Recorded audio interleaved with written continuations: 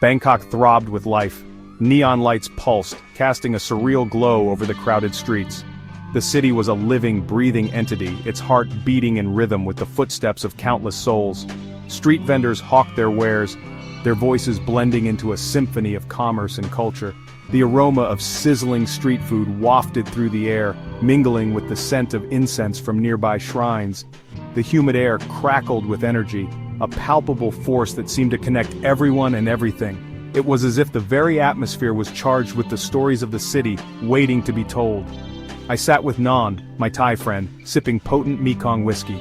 The drink burned as it went down, a fiery reminder of the night's potential.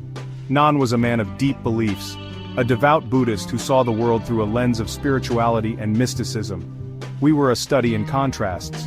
Me, a cynical American journalist, always searching for the next big story, and Nan, who believed in spirits and unseen realms. Our conversations often danced on the edge of skepticism and faith. "You'll see, Joe," Nan said, his eyes gleaming with a mixture of excitement and seriousness. "My uncle, he's different, he's been touched by something otherworldly." I could see the conviction in Nan's eyes, a belief so strong it was almost tangible. But I couldn't help but scoff, swirling my drink as I did. "Touched by too much Mekong, more like," I said, trying to lighten the mood. But Nan's expression remained serious, unyielding. Nan shook his head, a serious look settling on his face. "No, Joe, it's something else, something powerful. You have to see it to believe it." His words, spoken with such conviction, sent a shiver down my spine. There was an intensity in his voice that I couldn't ignore, a sense of urgency that made me question my own skepticism. Could there be some truth to the whispers I'd heard about his uncle, a man living on the edge of sanity and the spirit world?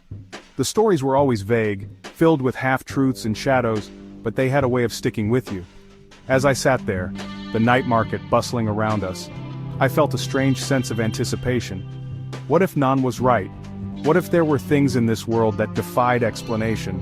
Things that could only be understood through experience? The thought lingered in my mind, a tantalizing possibility that refused to be dismissed. Could there be some truth to the whispers I'd heard about his uncle, a man living on the edge of sanity and the spirit world? The night was young, and the city of Bangkok held its secrets close, waiting for those brave enough to seek them out. Nan and I were an unlikely pair. He, a gentle soul, found solace in ancient traditions. I, a hardened reporter, trusted only what I could see and touch. Yet our friendship thrived on this very difference, on the constant push and pull of our beliefs. "Spirits are real, Joe," Nan would say, his voice soft but firm. "You just have to open your mind to see them." "Show me the evidence, Nan," I'd retort, "and I'll believe." Our conversations always circled back to this point, a stalemate born from our contrasting worldviews. But Nan's insistence about his uncle, the urgency in his voice, planted a seed of doubt in my skeptical mind. We left the frenetic energy of Bangkok behind, the cityscape giving way to emerald rice paddies and dense jungle. The air grew heavy, thick with the scent of jasmine and something ancient, something I couldn't quite place. "This is where my uncle lives," Nan said, gesturing towards a cluster of wooden houses nestled at the foot of a mist-shrouded mountain. "It's a place untouched by time where the spirit world is as real as the one we see."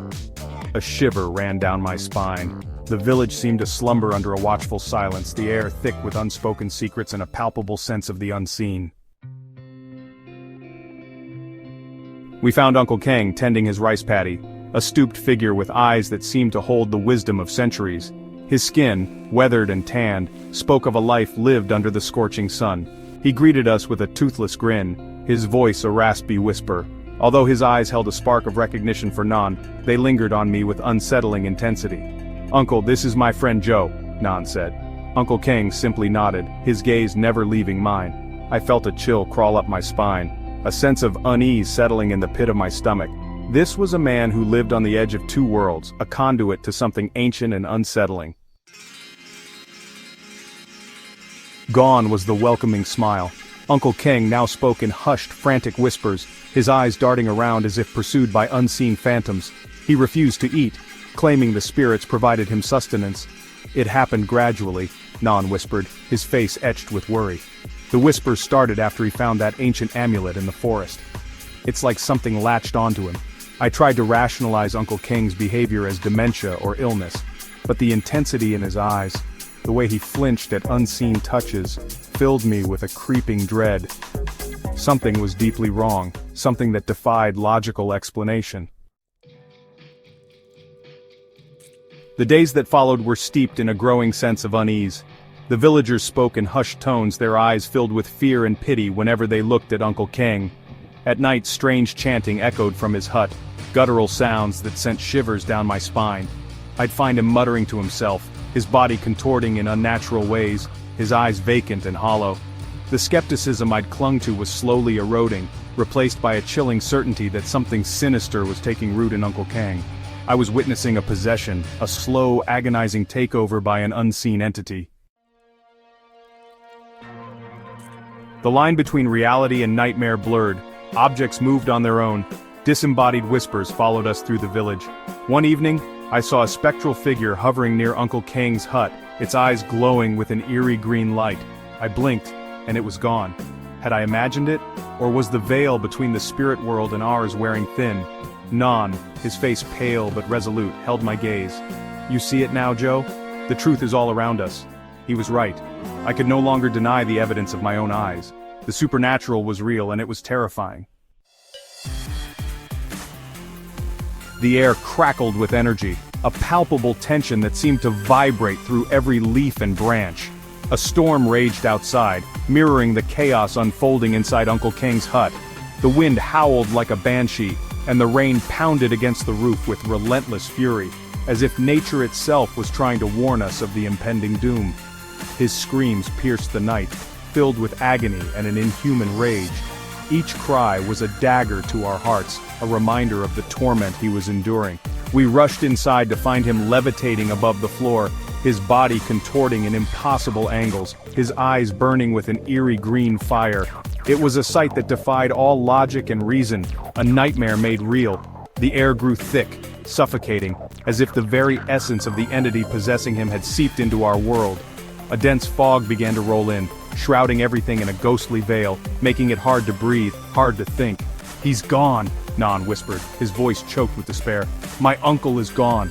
The weight of his words hung heavy in the air, a stark contrast to the chaos around us. The possessed vessel of Uncle Kang twisted towards us, a grotesque mockery of the man he once was. His movements were jerky, unnatural, as if controlled by invisible strings. A guttural voice filled with ancient malice boomed from his lips. It was a voice that did not belong to Uncle Kang, a voice that sent shivers down our spines. "You will join me!" it rasped, its eyes fixed on me with a predatory intensity. Those eyes, once kind and familiar, were now filled with a malevolent force that promised nothing but suffering. "Your skepticism will fuel my power." The entity's words echoed in the room, a chilling proclamation that left us paralyzed with fear. It thrived on our doubt, our disbelief, growing stronger with every second. We knew we had to act, but the terror was overwhelming. Every fiber of our being screamed to run to escape this nightmare, but we couldn't abandon Uncle Kang. Not like this. Gathering our courage, we formed a circle around him, determined to fight the darkness that had taken hold. We had no idea if we could save him, but we had to try, for Uncle Kang, and for ourselves. The memory of that night still haunts me. It was a night unlike any other, shrouded in an eerie silence that seemed to whisper secrets of the unknown. The air was thick with an unspoken dread, and every shadow seemed to hide a lurking terror. The horror of Uncle Kang's final moments etched into my mind like a scar that refuses to heal.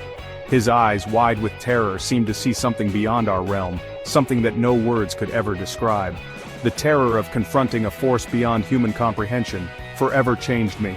It was as if the very fabric of reality had been torn apart, revealing a glimpse of a world that we are not meant to see, a world where the rules of our existence do not apply. I left Thailand a changed man, my skepticism shattered, replaced by a profound respect for the unseen world. The bustling airport filled with the noise of everyday life felt like a stark contrast to the silent, haunting experience I had just endured. Replaced by a profound respect for the unseen world, I found solace in meditation, trying to make sense of the inexplicable. The serene park became my sanctuary, a place where I could reflect on the mysteries that now occupied my thoughts. The experience left me with more questions than answers. As I sat alone on the beach, watching the sun dip below the horizon. I couldn't help but wonder about the nature of the forces that had touched my life so profoundly. What malevolent entity had possessed Uncle King? What was its purpose? The old photograph of Uncle King, taken before the incident, seemed to mock me with its normalcy. What had changed? What had drawn the entity to him? And why had it targeted me? The questions gnawed at my mind, refusing to let go. Every dark alley, every deserted street felt like a potential encounter with the unknown. I continued to search for answers, delving into ancient texts and exploring forgotten places. The dense, foggy forest, with its air of mystery, became a symbol of my quest for understanding. Haunted by the chilling truth that the line between our world and the spirit world is far thinner than we dare to imagine. Standing at the edge of the cliff, I felt the weight of this realization, the horizon a reminder of the vast unknown that lies beyond our perception. The world is a tapestry woven with threads of both the seen and unseen. The mysterious fog that enveloped the landscape seemed to blur the lines between reality and the supernatural, a visual representation of the intertwined nature of our existence. We may not understand it, but we cannot deny its existence. The busy market with its hustle and bustle felt like a facade, hiding the deeper truths that lay beneath the surface, but we cannot deny its existence. As I stood by the river at dawn, the first light of day breaking through the darkness, I felt a sense of clarity. The mysteries of the unseen world were not meant to be fully understood, but they were undeniably real. I learned this the hard way, through an experience that continues to chill me to my core. The dense forest and the dark, empty street were constant reminders of the night that changed everything, through an experience that continues to chill me to my core. Sitting alone on the park bench at night, I often find myself lost in thought, staring into the darkness, haunted by the memories of that fateful night.